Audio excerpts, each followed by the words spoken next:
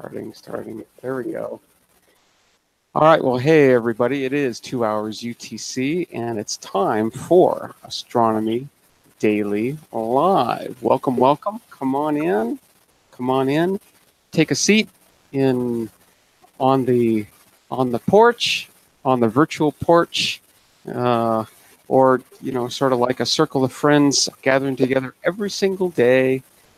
Turn off the TV, we forget about the news, and we think about the universe, which I actually do all the time.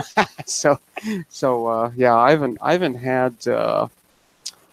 had TV, cable or satellite or anything for I don't know actually how long it's been. It's been years and years and years and years and years. So yeah, I don't really even watch any of that anymore. Of course, I hear things, so keep pretty well informed as to the excitement out there in the world, in the human world at least.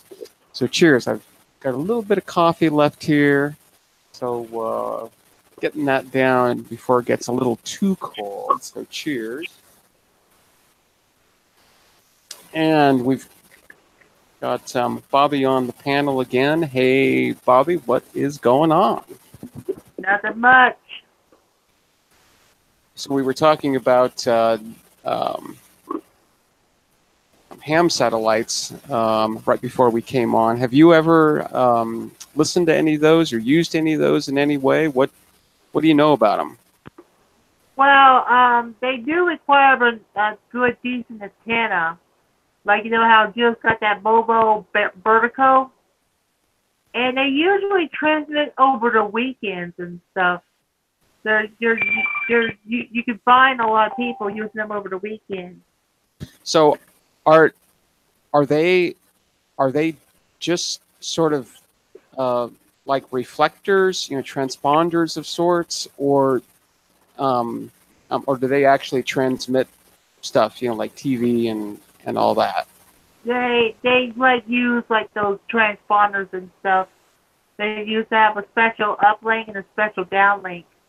Cool. Yeah. So okay. So usually, if you do the downlink, you should be okay. Yeah, and that just allows, one, further distance communication, right? And two, you're pretty much guaranteed that the communication is going to take place, right? Because if you rely on just the atmosphere, right, then sometimes it works and sometimes it doesn't. But if you have a ham sat, you're pretty much guaranteed. And you have to be pretty directional with that in terms of transmission, or can you have an omni? Yeah, you got to be directional, and you also got to respect the Doppler shift. Of course, right? Yeah, these things are moving, right? So as and they're moving fast, right? They're moving 17,000 miles an hour at least. So yeah,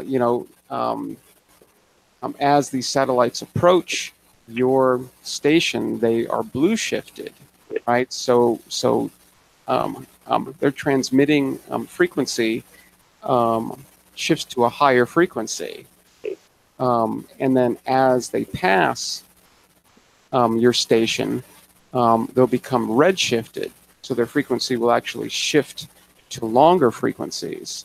So yeah, you got to have a pretty smart radio or some software or something, I guess, to be able to track that. How wide of a frequency range is it? Is it like kilohertz or megahertz, the whole thing?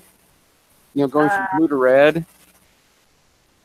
It's more of like, let's say, like 50, I would say like kilohertz or just hertz. Okay. So it's not a huge change, but I mean, it's noticeable, right? I mean, if you stick onto a single frequency, you're going to miss it all, right? Yeah, that's about it. Very, very cool. Yeah. And there's quite a few up there now, right? I mean, there's there's a heck of a lot, but most of them are, but not all of them active. yeah. Who? I mean, are they sort of like piggyback satellites on bigger launches? How do they get up there? By rocket. Well, I know that, but I mean, is that like the mission um, um, of a launch? Is it just launch these, or are they launched with other things? I don't know. I don't know either.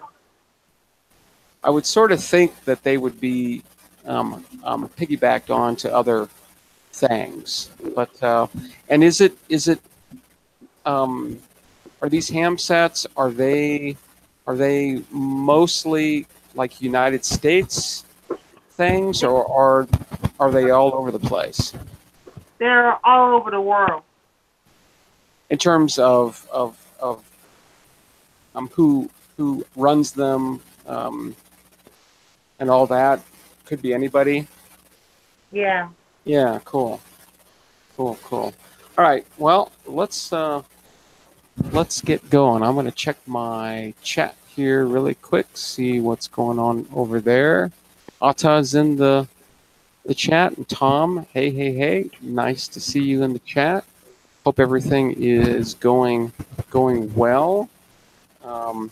So the Perseids are coming up soon. Really famous meteor shower, and just today, and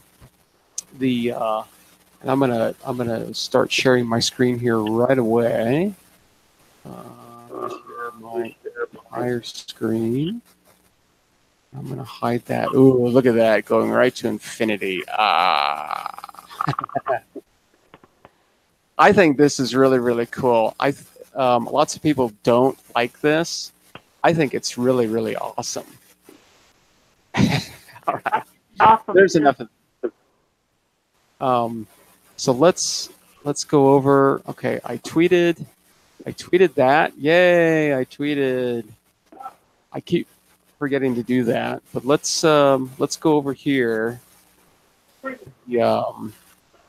So the International Meteor Organization, has just begun sort of their Perseid 2018 campaign, and this is how you can keep track of meteor activity. So this data is based on observations made and posted to this site. And if you want to be an observer, you can sign up to do that, and they'll tell you exactly what you need to do. You need to fill out a report form and all that kind of stuff. And this is very cool, because this is really useful data for astronomers, who are sort of into this kind of thing, because one, it's free data, right? And it shows some interesting activity. So as you can see here, this is a chart showing the date and time.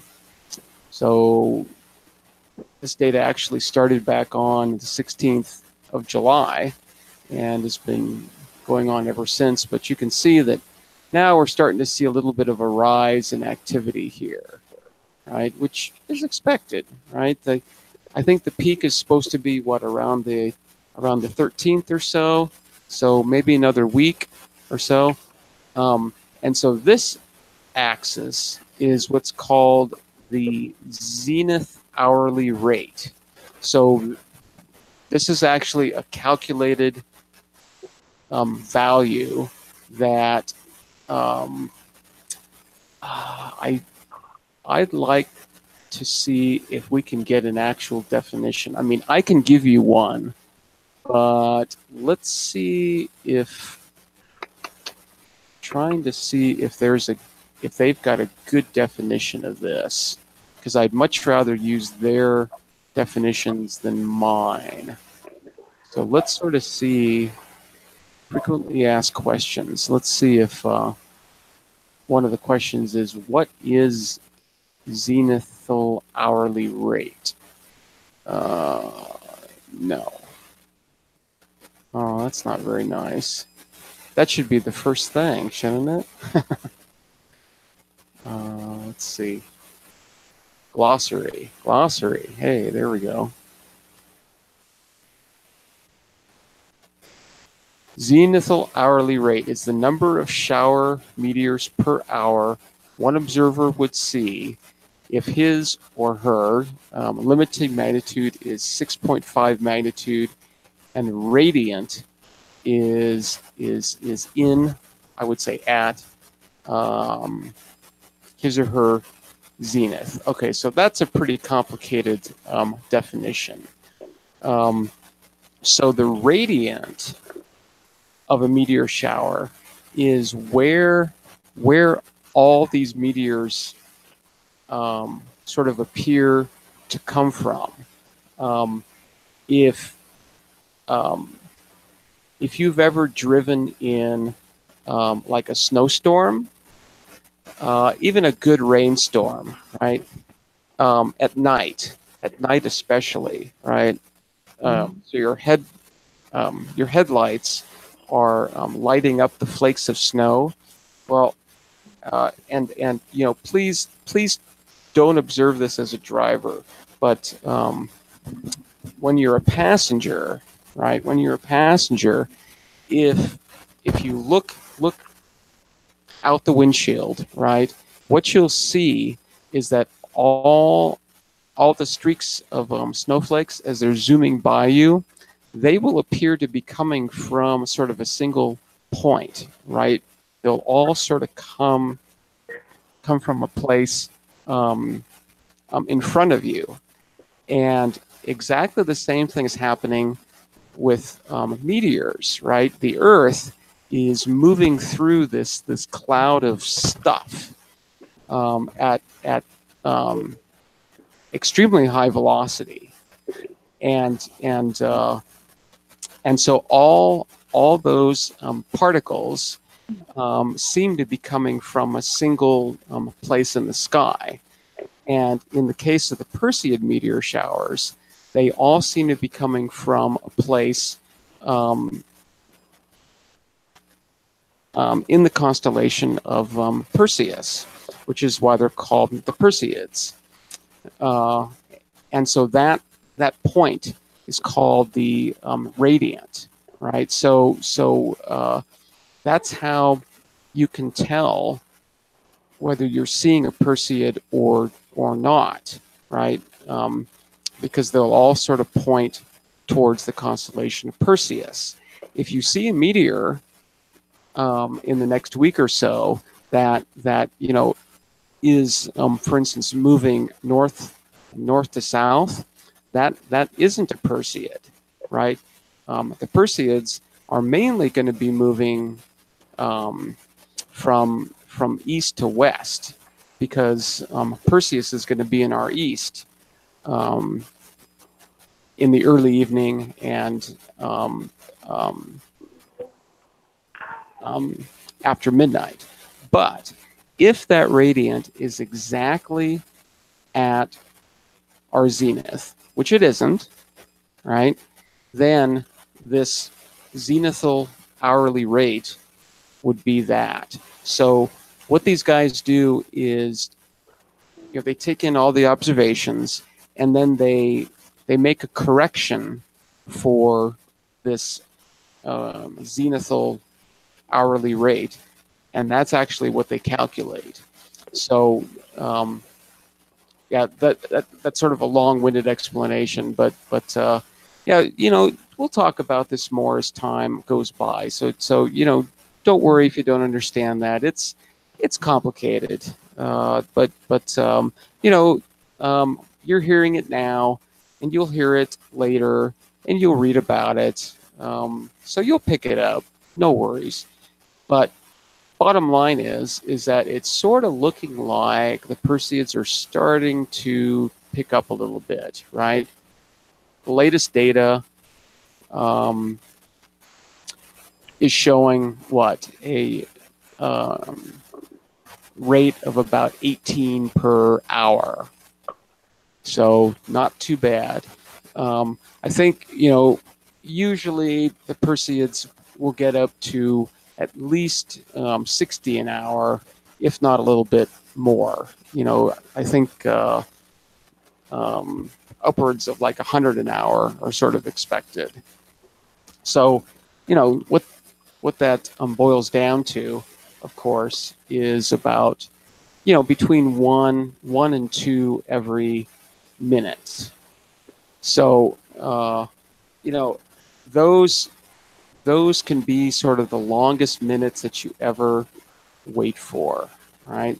And the best way to observe meteor showers is to go out where it's dark, preferably. Get a lounge chair, right? One of those things that you can sort of lean back on, or put a sleeping bag on the ground or something, and just lay back and watch. And if you can get some friends, one or two or three friends, then like four of you, right? One could be looking east, one could be looking west, one could be looking north, one could be looking south. And if you want to record all of this, then that is the way to do it. If you just want to sit out and watch for a while, I recommend that. I think it's a lot of fun just to watch them and not be too concerned about counting them or where they are or anything else. Just make some observations. And what I recommend you look for is where it is, right? How bright it is, how long of a streak there is.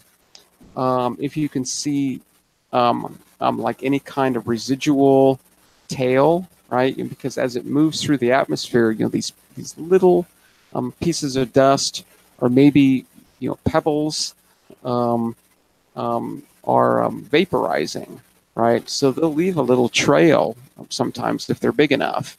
So watch for that. You can look for color.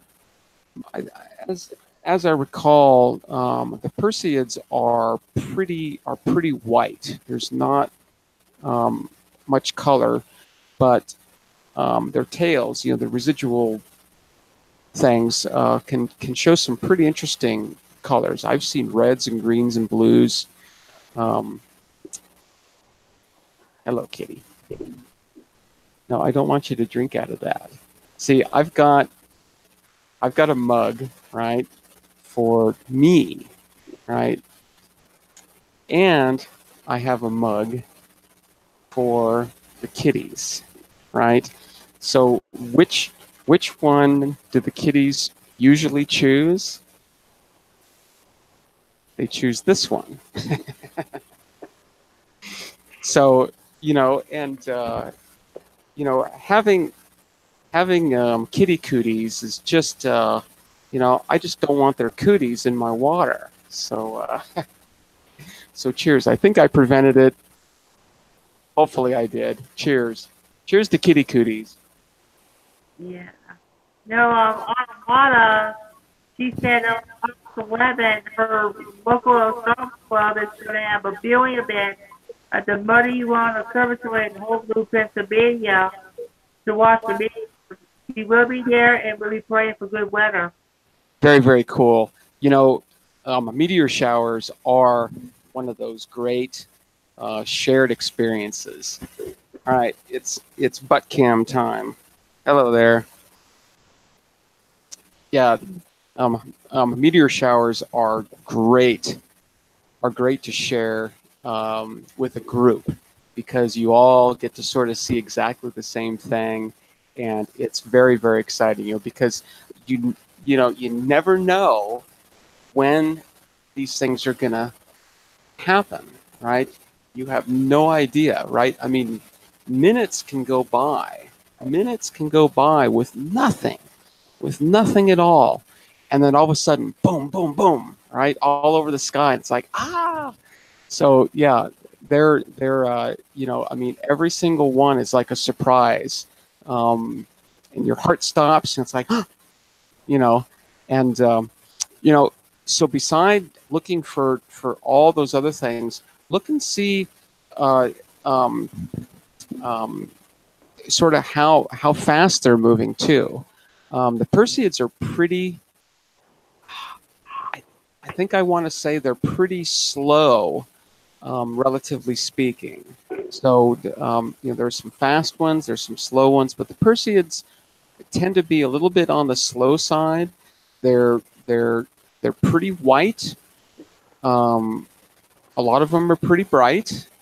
Nice long streaks. As I said, once in a while you'll see some residual tails, that might last a few seconds. So yeah, really, really, really fun. And the really, really cool thing, of course, is that you really shouldn't be using binoculars or a telescope or anything, because you want to be able to see a large portion of the sky.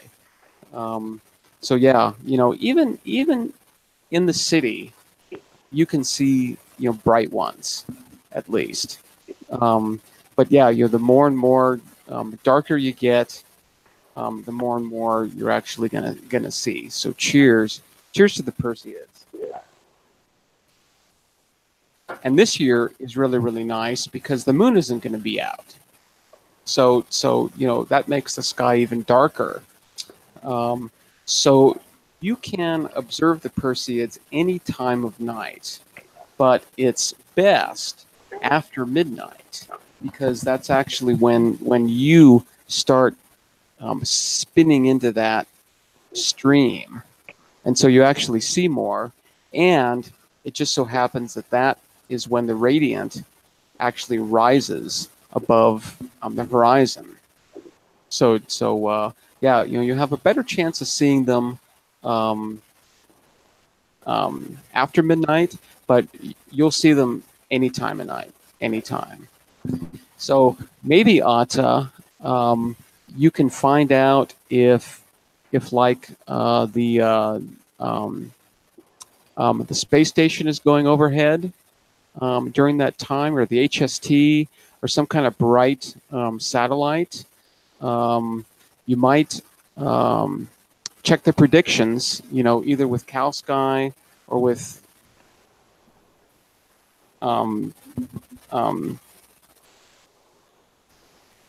Heavens Above, and see if you're gonna, not only get a meteor thing, but let everybody know, that the space station is going to be going overhead at a certain time. That would be very, very cool. And you can show off how smart you are too. Okay, so you're going to be there from 9 to 2. Yeah. You'll have a ball. Hopefully it'll be clear. That's the only real requirement. If you can be clear and no moon, ooh, you're going to be golden. Yeah, you're going to have a good time. And as I said, doing it with a crowd is really, really fun, because it's a nice shared experience. And that's one of the great things about a lot of astronomical stuff, is that it can be a shared experience. It doesn't matter who you are, where you are, what you are. It's all going to be happening to all of us. So yeah, very, very cool. Very, very exciting. So, oh, okay. Well, Atta, whatever it takes, right?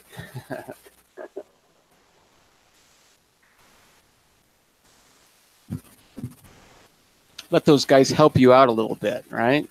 Yeah. All right. Well, cool. So yeah, I posted a link to that Perseid um, uh, uh, Perseid observation thing over on my Discord server, which I believe I have an invite to down in the description. So if you haven't gotten onto my Discord server yet, do so if you wish.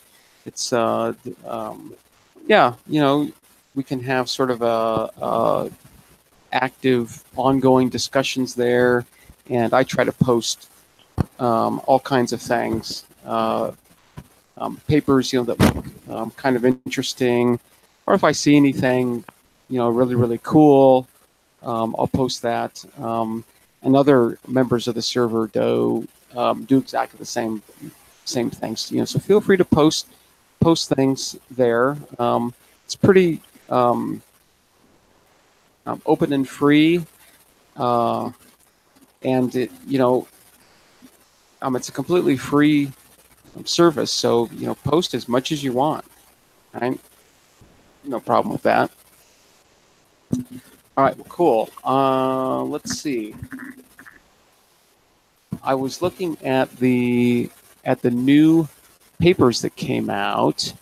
Wasn't there? There was something else that I was going to mention.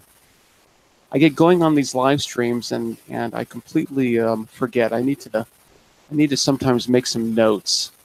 But I was over on archive.org and found a pretty interesting paper about the upcoming encounter that New Horizons is going to have with that trans-Neptunian objects. That they're making some predictions in terms of what they think they're going to see and stuff. And I find planetary encounters like this really really exciting. I think it you know, it probably goes back to Voyager and Viking, which those things happened, you know, when I was a kid, and although I didn't quite understand sort of the magnitude of what was happening, it was very very very cool, right, to see up close Jupiter and Saturn and Uranus and Neptune with Voyager. That is just mind blowing, right? Really really really awesome stuff. And you know, we learned a lot, but I think we you know, ended up having many more questions. And you know, since then we've sent other spacecraft to Jupiter and Saturn, and learned a lot and came up with even more questions. This is sort of the nature of things, right? You know, answer one question and get 10 more questions out of that. So that's just how it goes. So yeah, let's. So I'm going to share my screen again here. We'll just share the entire thing, and we'll go over here again, and we'll go to papers. Hide this. So yeah, they're talking about. They're calling it Great Expectations, plans and predictions for the New Horizons encounter with Ultima Thule, as they're calling it. That's what I actually wanted to mention. Just a few days ago, I guess there was an occultation of a star by this object. I guess it was observed in the southern hemisphere, and I guess that was a success. I haven't heard about any results yet from that. I guess from, well, we'll cover it here too, but I guess from previous occultations, they've sort of determined that this object might be like some kind of a binary object. Don't know whether it's connected or whether it's like two objects or more.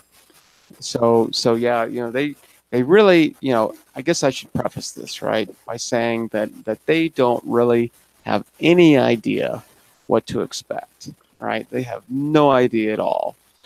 But they're making predictions anyway. And that's okay. That is the process of science, right? You make a guess, and then you go through the process. So that's okay. And you modify your guesses.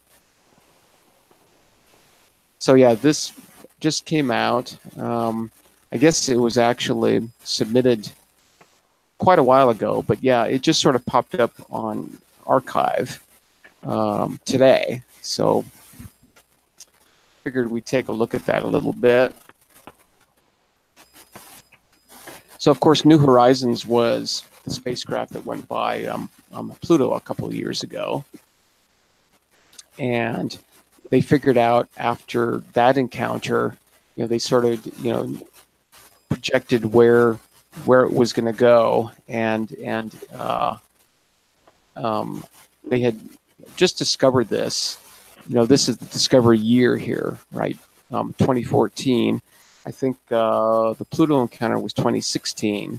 So yeah, they had just discovered this object a couple of years prior, and it turns out that with very, very little correction to the trajectory of New Horizons, they could make a very, very, very close encounter with this object.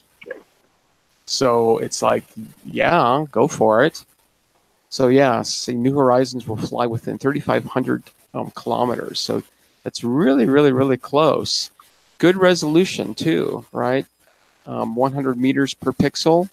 That's pretty good. 100 meters is still pretty big, but it's better than what we've got now, right? Which is almost nothing. So yeah, they might be able to detect all kinds of stuff, and they'll be able to get a good look at the composition and the geology and the structure, and any moons, rings, yeah. So Ultima Thule is way out there, right? It's past Neptune. It's actually past Pluto, right? So it's way, way, way out there. I don't know if it gives the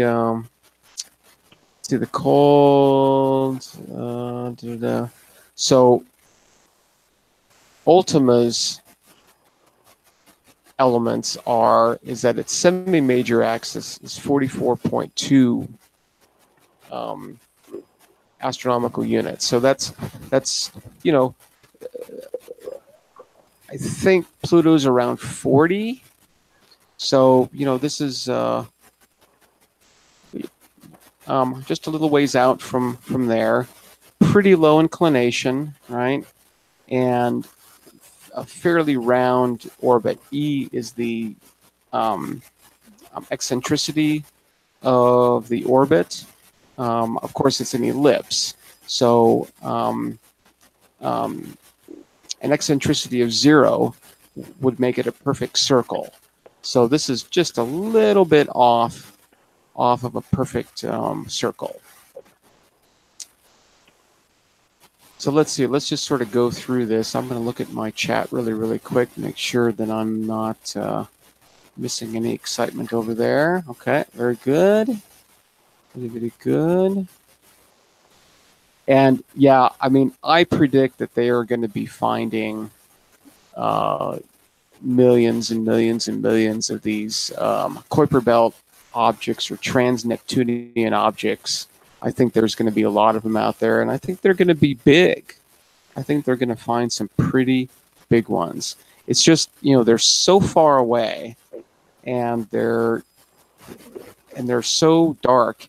Even big ones are really hard to see. But I'm sort of thinking that we're going to be finding more of these, and I I think that we're going to be seeing some pretty big ones too. So they're actually going to be flying by it on the 1st of January of next year. Now this is, of course, in UT time. I think the actual encounter time, closest approach, I think they say it in here somewhere, is 5:33.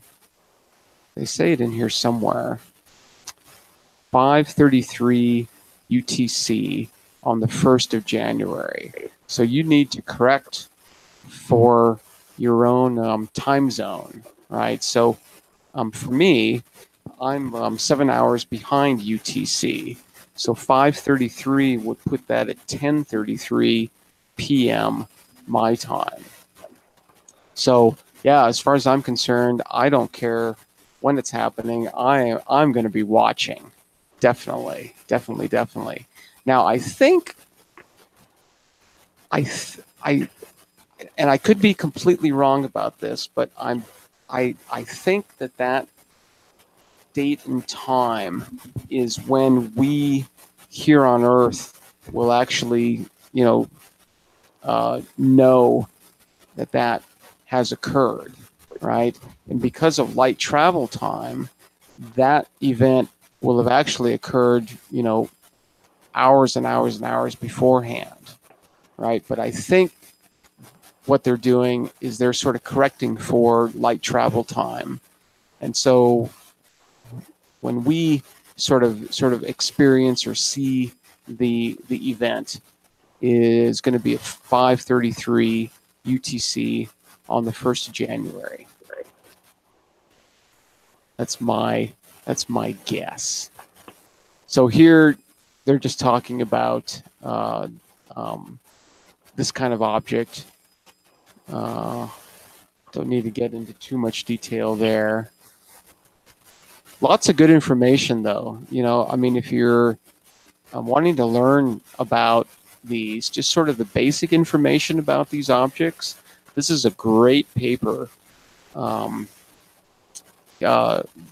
full of really, really useful info. Probably too much information, right? But yeah, as a scientist, I'd much rather have a huge amount of information than not enough. So here we go. They want to characterize its global geology, morphology, and rotational characteristics. They want to map the composition. They want to look for any moons or rings and, gather as much information as they can about them. Try to figure out what this thing is made of.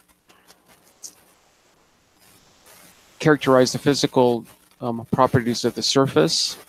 Look for craters.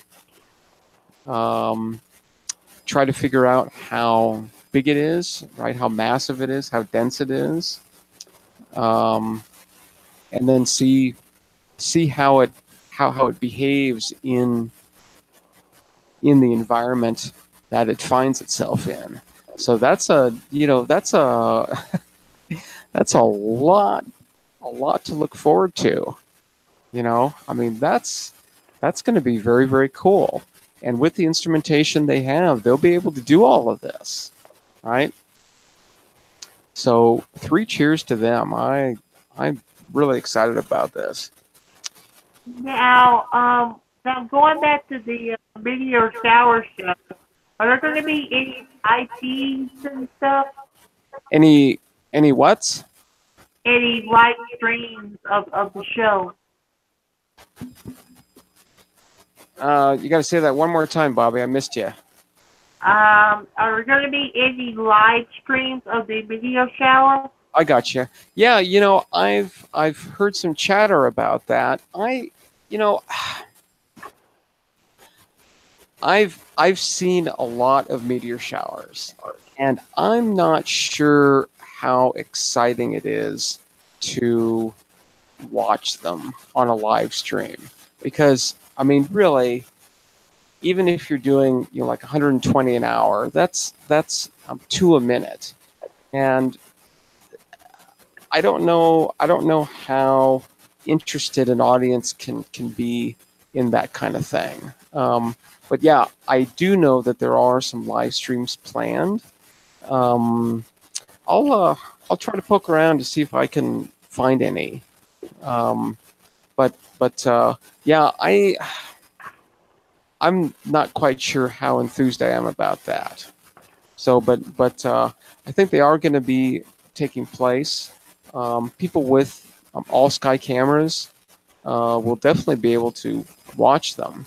I'm just not quite sure, if seeing 1 or 2 each minute. I don't know how interesting that would be to sit and watch. I don't know. Could be fun for a while, but yeah, I think after a while maybe it get a little boring. I don't know. That's just me. I'm biased. All right, so let's see here. So yeah, it looks like closest approach 3,500 kilometers, which it's not really close, right? That's pretty far. What the diameter of the Earth? The diameter of the Earth is something like 8,000 kilometers, right? So, I mean, that's close. It's close, but it's not insanely close. Going to get a good view, but wow, we're going to be moving really fast. Really fast. Hey, what's up, Uncle Bill? Uncle Bill is here. Yeah, but not on the panel. He's in the chat. Yeah, he's in the chat. There you go. Okay. I see the chat. See, look, I can move this thing around. Look at.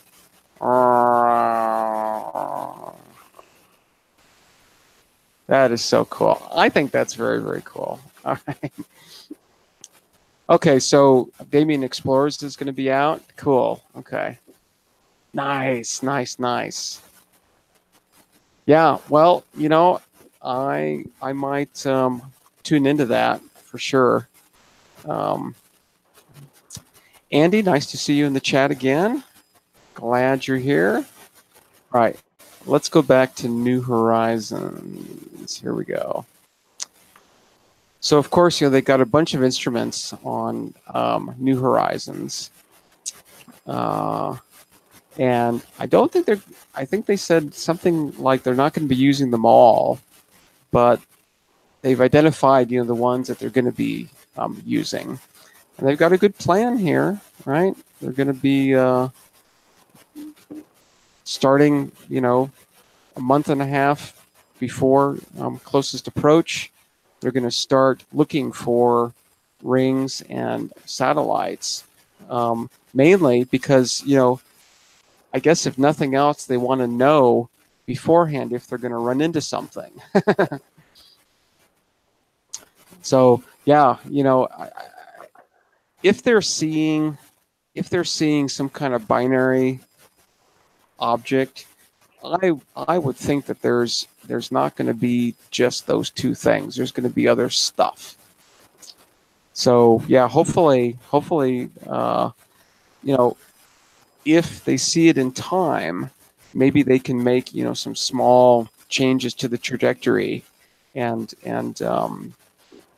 avoid those things.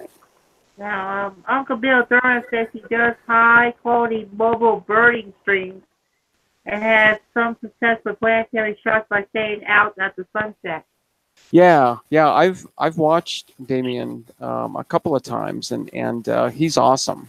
He's awesome. So definitely check him out on Twitch, and I think it is just Damien Explores over there. And yeah, he's really into astronomy and everything too. So yeah, very cool. I will definitely check him out.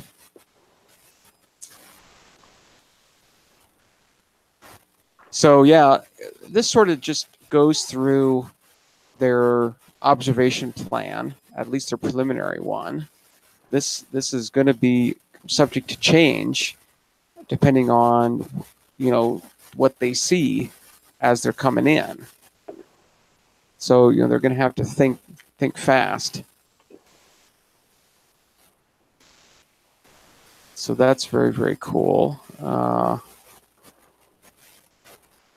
So yeah, so now they're getting into speculations in terms of, you know, what they might actually see.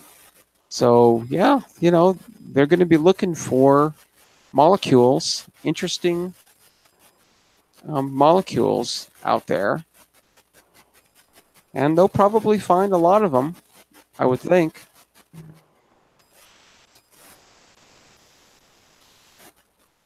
Argon, xenon, O2, nitrogen, carbon monoxide. Cool.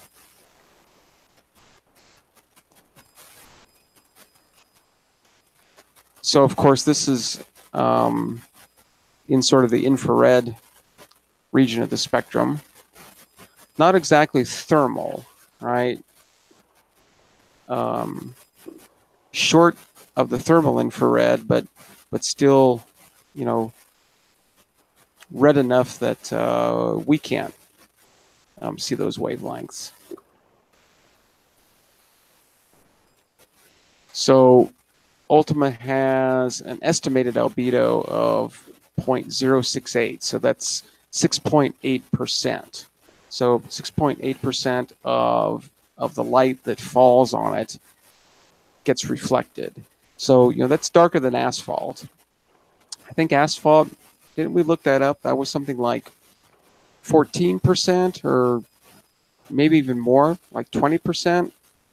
I forget exactly. So pretty dark, but that's just a guess, right? They really have no idea. They're basing reflection data guesses on reflection data. So, you know, it's sort of you really don't know yet. So, but yeah, that data, they're estimating an object size of 15 kilometers, but occultation data is saying maybe a little bit bigger than that.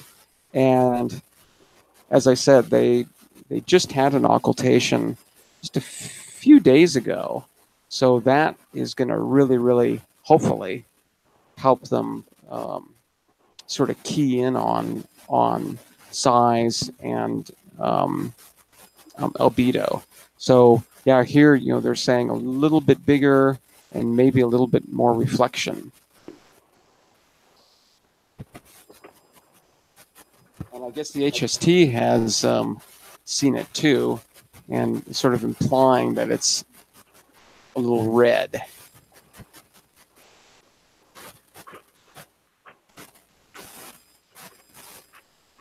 Let's see. Yeah, so, you know, depending on how dark it is, they may or may not be able to get good spectra.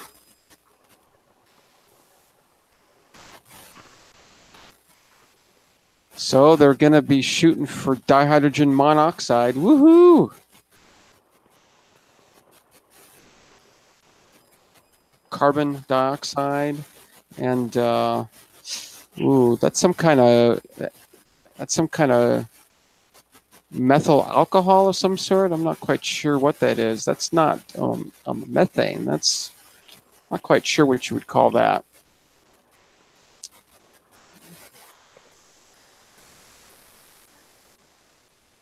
I never knew So this. let's see. Hey, Toxic. I never knew this Twitch streamer is not only just a bird watcher, but he's also a astronomer as well. Yeah, Damien, he seems to be into a lot of things. I think his primary thing is birding, and he's very, very good at it. He, you know, he spots a bird by eye, and then he's got a some kind of zoom in camera that he can zoom into it and really great shots. Yeah, And and he does it live. Great. and Otter Water says about what you're trying to point to earlier. She says it's methanol. Methanol. Okay. Okay. Yeah, I knew that it was some kind of methane alcohol, just by the name here. So I'm not that much into chemistry, but I know a couple little things. That's about the extent of what I know. So let's see here. Gas and particle environment. So maybe some kind of little atmosphere, they're saying, that's got argon and xenon and oxygen. Here's methane, CH4. So we'll see, let's see. Yeah, so, they really don't have anything to compare this to except for Pluto's moons. And they're, I mean, in terms of size, maybe they're about right. But in terms of reflectivity, these things reflect a lot more than what they're expecting for Ultima Thule. Okay, I'll drink it. Yeah.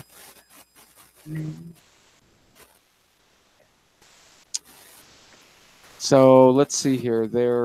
So yeah, really don't know how big it is quite yet. They're going to be looking for craters. That's cool.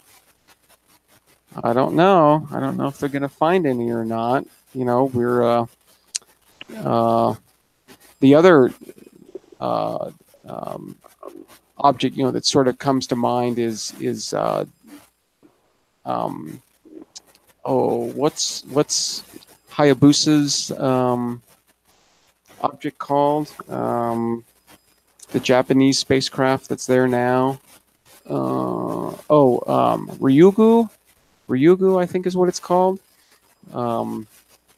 They're getting some really cool pictures off of that. But that is definitely not a trans-Neptunian object. It's much closer. I don't remember how big it is. I don't remember these things.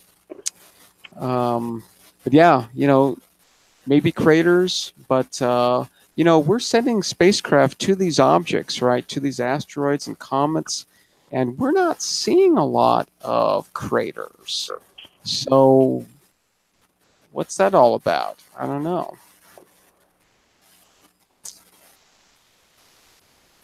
Let's see. Let's go through here. So yeah, hopefully some kind of interesting terrain.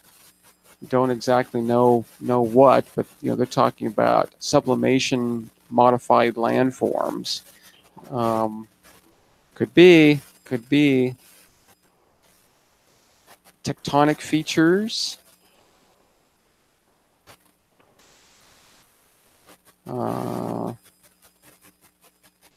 So yeah, this will be the one, sort of the first. I think the first object that we've ever seen. Well, I'm sure of this. The first object that we've ever seen up close, this far away, for sure. So it's going to help us maybe understand the kinds of objects that are out there. And yeah, we'll see. We'll see. So yeah, looking at the occultation that happened last year,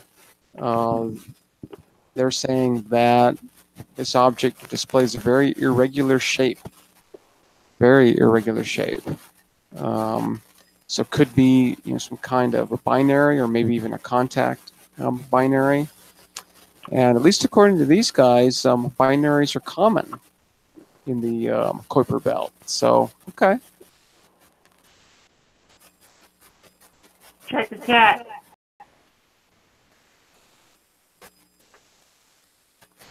Check the cat? What cat? The chat. Oh, the chat, sorry. Check the chat, check the chat. Low-hanging fruit.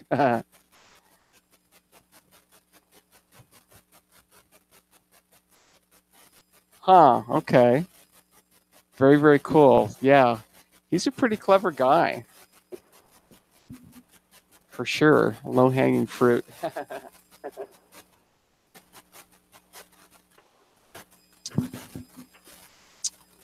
All right, let's see what else here. So yeah, they're expecting this to have some kind of very, very odd shape. We'll see. We'll see. Let's see what else we got here. Yeah, so they're talking about how it's made up. If it's going to be like a solid rock, or if it's made up of smaller things that are just sort of stuck together.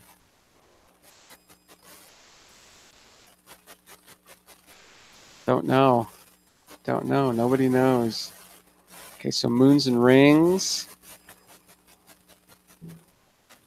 So yeah, they'll probably do some really long exposures, I guess, to see if they can see anything moving and/or any kind of rings. So that's very, very cool. Yeah. So as they point out here, right? I mean, it's really, really cool to find moons and rings for science sake, but they're going to be zooming by this thing really, really fast, and they definitely don't want to be slamming into anything. Although that'd be very, very exciting in one way, but I think they have a really, really strong interest in preserving this spacecraft, because I think the Pluto encounter was extremely successful, right? I mean, it's like they got everything they wanted and more. And so, based on that, they're wanting this to go really, really well too. They don't want any kind of trouble, because there's a possibility, right, that they may be able to fly by other objects, either ones that they know about now or ones that are going to be discovered. Just as an aside, I saw a tweet about TESS today. The what does TESS stand for again? Can I look that up really, really quick? TESS was just launched a couple of months ago, and they're just going operational now. Let's do this. Just want to get the name right here. The Transiting Exoplanet Survey Satellite. And one of the images that they just posted was of this field that had a comet moving through it. But they also pointed out that in the same field of view, they've identified 25 asteroids in this small little field of view. So TESS may be a way to actually detect a lot more of these trans-Neptunian objects. New Horizons, may have more targets in the future, and so they don't want to, slam into anything now. because they want to have a chance to move on, and get even more.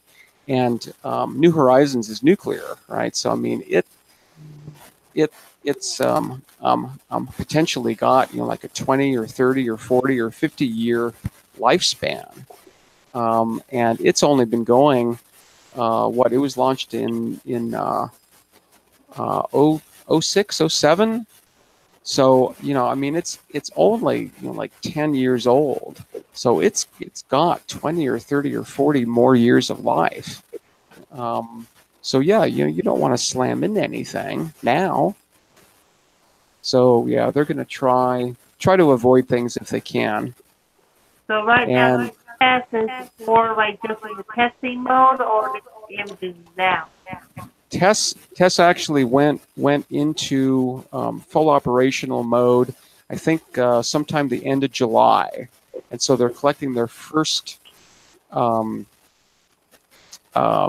bit of data now.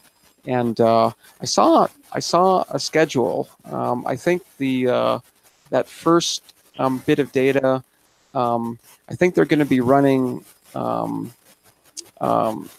like every month. They look in the same place for like a month, and then they move on.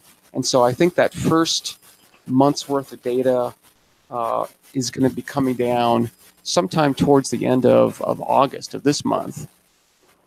And then, of course, the scientists have proprietary. They have dibs on it. So we, outside of that group, are going to have to wait probably 6 months or a year, I would think, to have access to that. Maybe less. I'm not exactly sure. But yeah, they'll start actually getting data towards the end of this month, and just a little bit that I've seen them tweet is just like, wow. I mean, they are looking for transiting planets, right? That is sort of the primary mission, but they are going to be finding asteroids, supernovae. I mean, they're going to be finding all kinds of transient events. So yeah, a very, very, very exciting mission, and literally terabytes of data. Terabytes. Ooh, I'm hearing thunder outside of my window here. Hopefully, hopefully I'm not going to lose power. We'll see. It's actually amazing. It is 3:03 UTC already. Pretty cool. Well, we're almost at the end of this paper, so we'll I'll wrap this up and then let you all go. So let's see. We'll revolutionize our understanding of the small denizens of the Kuiper Belt.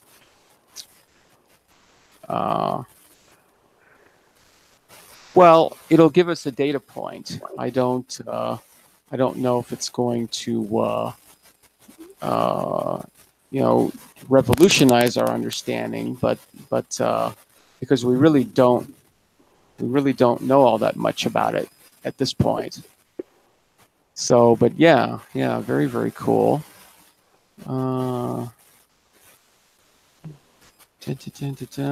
Yeah, very, very cool. So yeah, there's some predictions. It looks like they have a really, really good plan.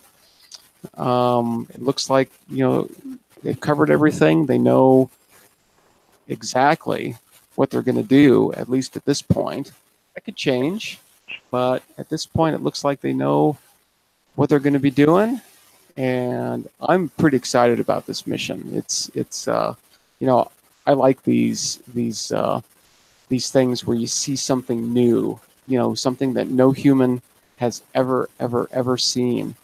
I think is extremely exciting, really, really fun, and it plays into the nature of us, right? We like to discover things, and I think you know, trans-Neptunian objects, I think that we're going to be finding a lot of them out there. They're calling it sort of the third region of the solar system now, because yeah, there are thoughts that there are millions, maybe billions of objects out there. So, you know, more than the asteroid belt, right? So we will see. We will see. All right. Well, I think I'm going to let y'all go, get on out of here. I'm going to go out and probably watch this storm. It's a good, nice lightning storm outside right now. Lots of thunder and everything else. So, yeah, I'm going to go out and experience that for a little while. So I'm going to say good day, good evening. Have a great one out there. Make sure to hit the thumbs up if you haven't already. I'm actually really close to 4,000 views.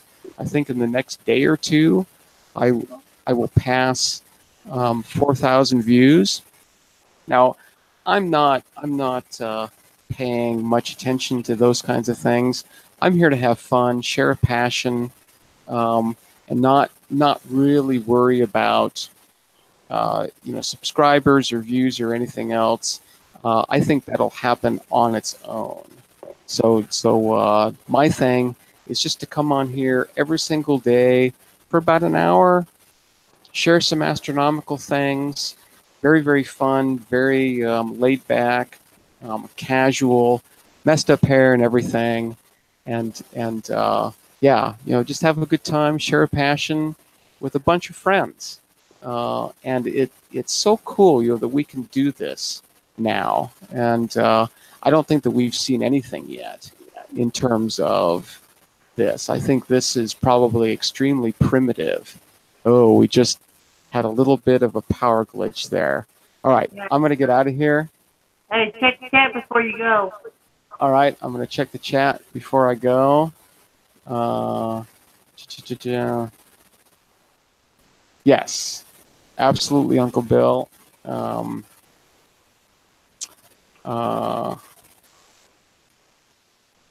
Yeah, very cool.